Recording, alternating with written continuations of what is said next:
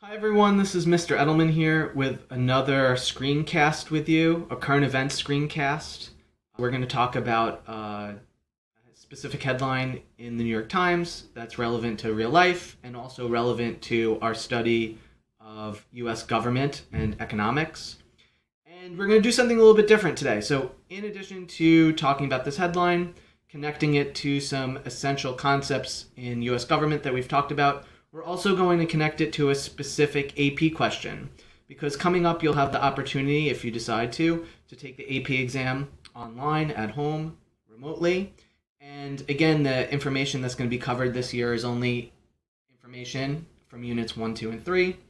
And there's only 2 different question types. So I shared those resources with you.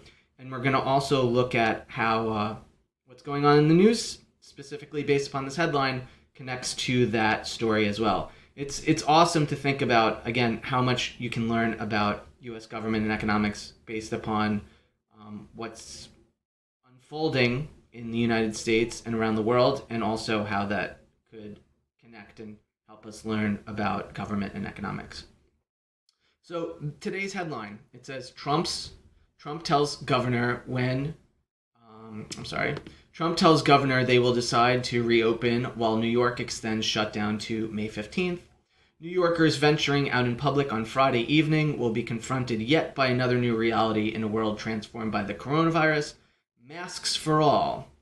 The law requiring people to cover their faces in public goes into effect the day after President Trump told governors that they can begin reopening businesses, restaurants, and other elements of daily life by May 1st or earlier if they wanted.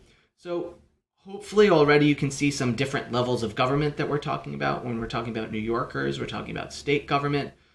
The individual that instituted that policy where New Yorkers must wear masks in public in certain circumstances when they can't socially distance is our governor, the executive of the state, Andrew Cuomo.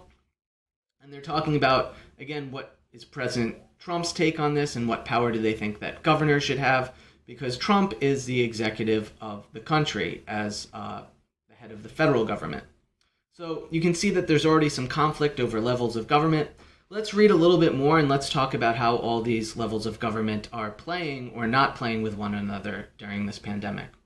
So the last paragraph over here says, however, the official set of non-binding guidelines, non-binding means that they're just recommendations, they're not required, perhaps because they don't have the power to, released by the White House did not address a host of complications confronting the nation, among others, how to expand testing, how to pay for it, what to do with stores and restaurants, and when to lift international travel restrictions. Okay?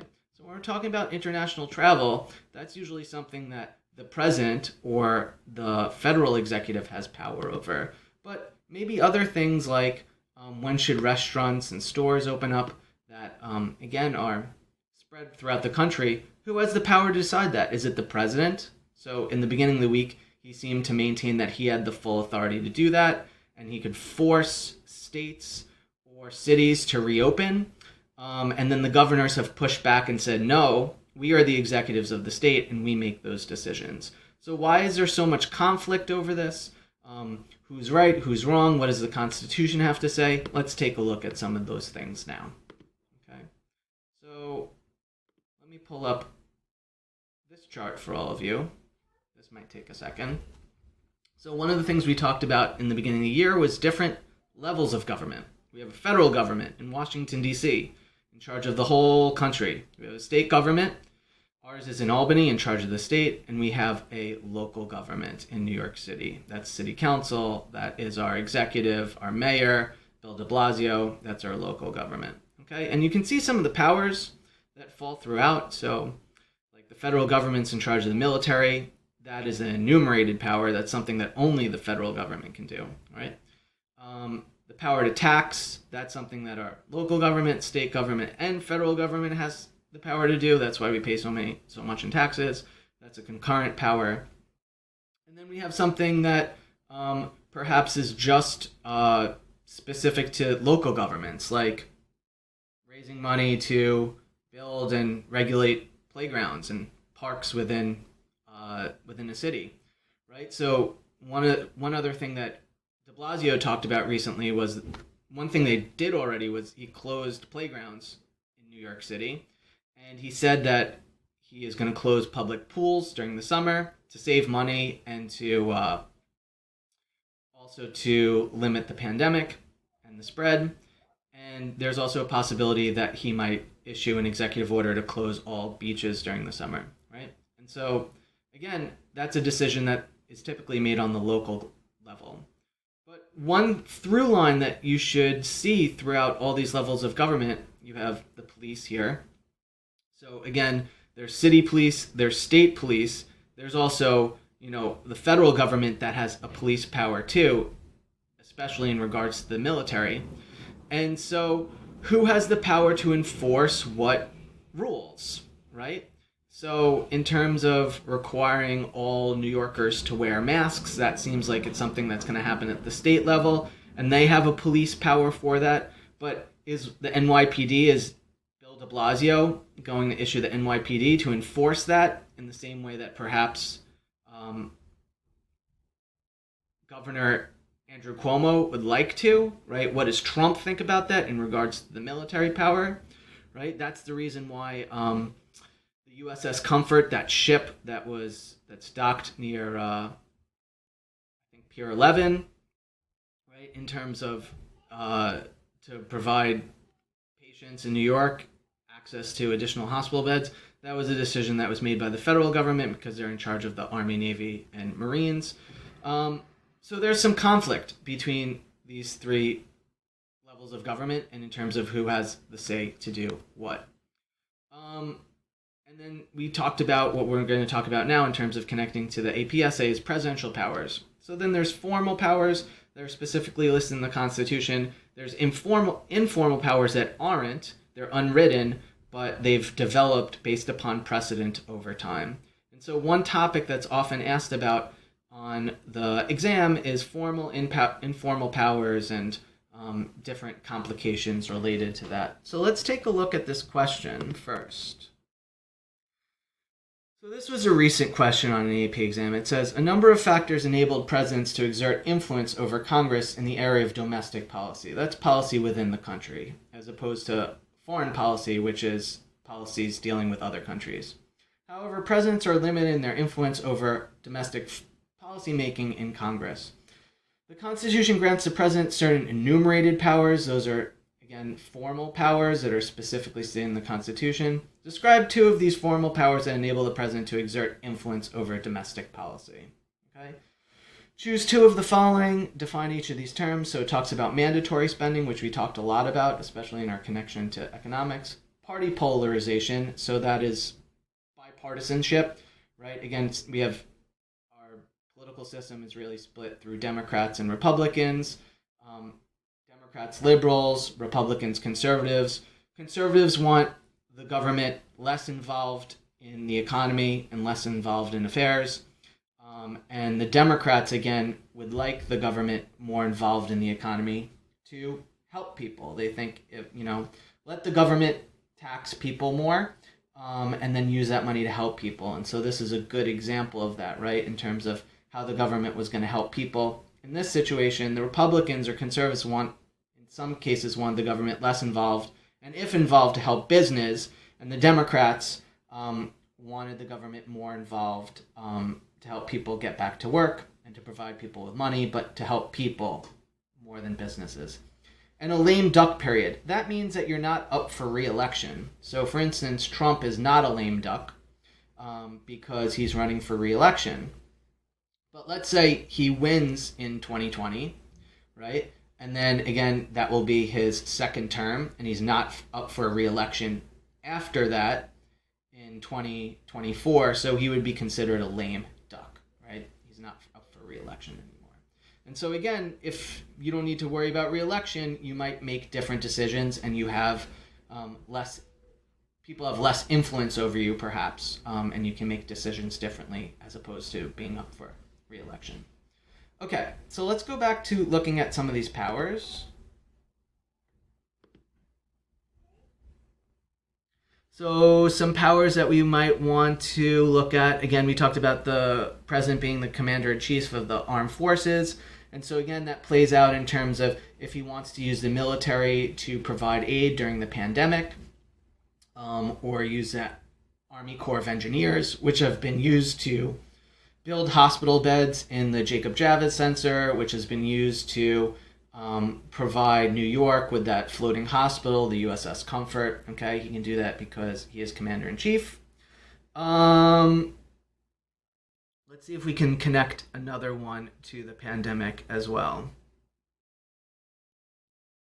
So, one of the article was talking about,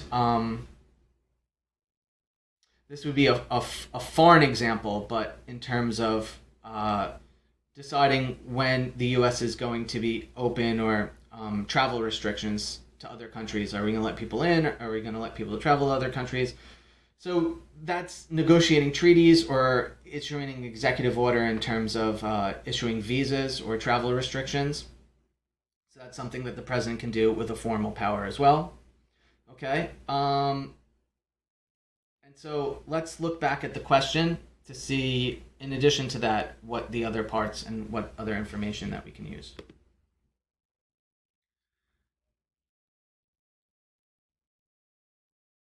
So we talked about two of these formal powers and how they can influence over domestic policy. Right? Do you want to use the Army or the Army Corps of Engineers during a domestic crisis like the pandemic? And then in terms of domestic policy, do you want to issue an executive order to say that Americans can't travel abroad, either in general or to specific countries? Okay, let's look over here. Two of the following. How are they going to affect the ability to influence domestic policy? So mandatory spending. Let's go back to mandatory spending. So again, this document is our federal budget. And we said the majority of spending is mandatory. That's Social Security, unemployment insurance, and we talked about Medicare, so health insurance that the government pays for people that are retired. That is the majority of the budget, is mandatory spending. And again, the president or Congress can't change that because there's laws requiring that. So that really limits the president and his party's ability to affect the budget, right? So let's say the government maybe wants to spend less because they're going to bring people are out of work, they're going to pay less taxes, they want to cut the budget because they don't want to increase the national debt.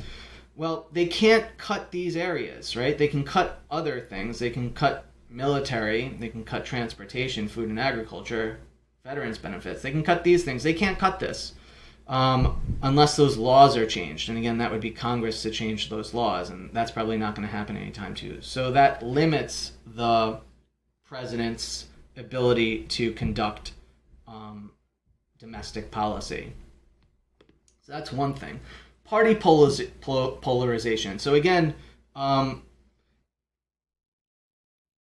might have a lot of support from the Republicans, who are in the majority in the Senate right now, so that would help in the Senate, but the Democrats control the House. In order for a bill to become a law, it needs to pass through both.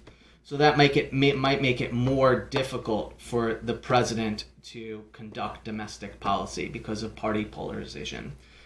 A president or an administration, a government in general that's successful, usually controls a majority in all of those branches of government.